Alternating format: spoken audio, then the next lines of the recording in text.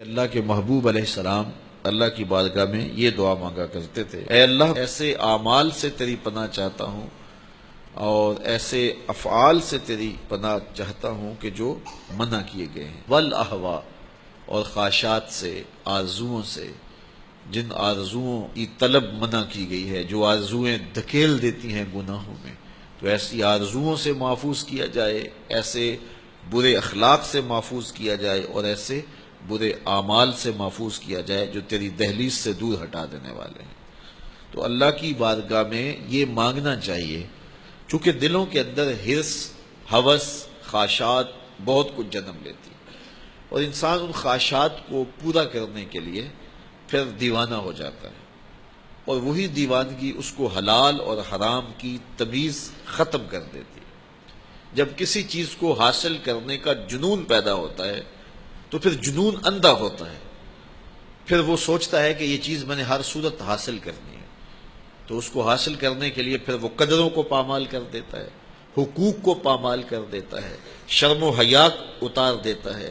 حتیٰ کہ وہ اللہ کے بتائے ہوئے اصول اور ضوابط اور طریقے ان کو بھی پامال کر دیتا ہے۔ کسی کا خون نچوڑنا پڑے، کسی کا حق غصب کرنا پڑے، کسی کا مال لوٹنا پڑے، وہ اپنے ہدف تک ہر صورت پہنچنا چاہتا ہے کہ یہ میرا ہدف ہے، میرے پاس اتنی جائیداد ہونی چاہیے، مجھے یہ حاصل کرنا ہے اور ہر صورت حاصل کرنا ہے۔ تو اگر یہ حرص ہی مٹ جائے، یہ ہوس ہی کم ہو جائے، تو پھر انسان کی زندگی سوکھی ہو جائے گی، وہ جہاں ہوگا وہاں مطمئن ہوگا۔ تو اللہ کی بارگاہ میں یہ دعا مانگنی چاہیے کہ مالک میری آرزوئیں کم ہو جائیں اور میری ایسی آرزو میرے سینے میں پنپنے نہ پائے جس آرزو سے تو نے منع کیا ہوا ہے۔ آرزویں بڑھتی رہتی ہیں، ایک آرزو پوری ہوتی ہے تو اس کے ساتھ دوسری آرزو کھڑی ہوتی ہے، وہ پوری ہوتی ہے تو تیسری آرزو کھڑی ہوتی ہے، وہ پوری ہوتی ہے تو چوتھی آرزو کھڑی ہوتی ہے۔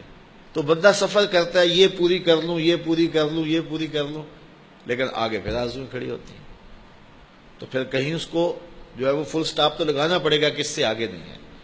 تو جب وہ فل سٹاپ لگا لے گا تو پھر اس کی زندگی سوکھی ہوگی، لیکن جب آرزویں اسے کہیں ٹھہرنے نہیں دیتی تو قبر کے کنارے تک بھی اس کی آرزویں تکمیل پذیر نہیں ہوتی۔ وہ غالب نے کہا تھا، ہزاروں خواہشیں ایسی کہ ہر خواہش پہ دم نکلے، بہت نکلے میرے ارمان لیکن پھر بھی کم نکلے۔ تو جتنے بھی دنیا کے اوپر لوگ اپنی زندگی کے مقصد کو فراموش کر دیتے ہیں، وہ آرزوؤں کا شکار ہو جاتے ہیں، اہوا کا شکار ہو جاتے ہیں، خواہشات کے اسیر اور قیدی ہو جاتے ہیں۔ لیکن خواہشات بڑھتی چلی جاتی ہیں اور انسان کی کبھی بھی تکمیل نہیں ہوتی۔ حضور نے فرمایا، ابن آدم کو اگر ایک وادی سونے کی دے دی جائے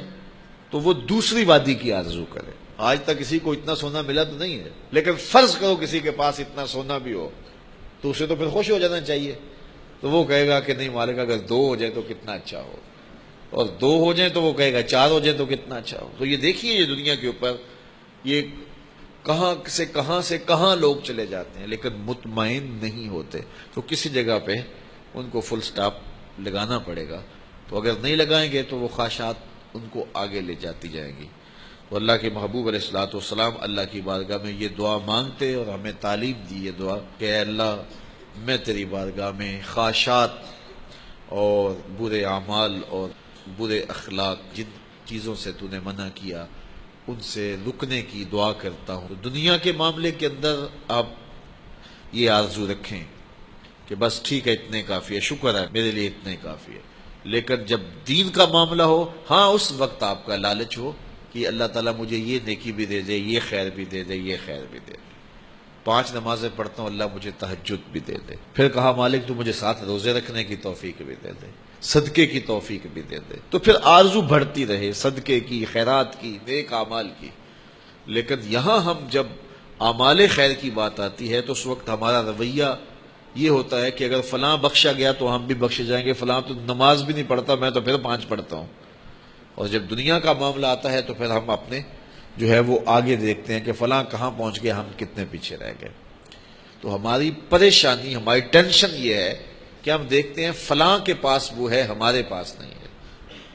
لیکن اگر ہم نیچے دیکھیں کہ فلاں کے پاس یہ بھی نہیں ہے تو پھر ہمیں سکون اور طمانینت مل جائے۔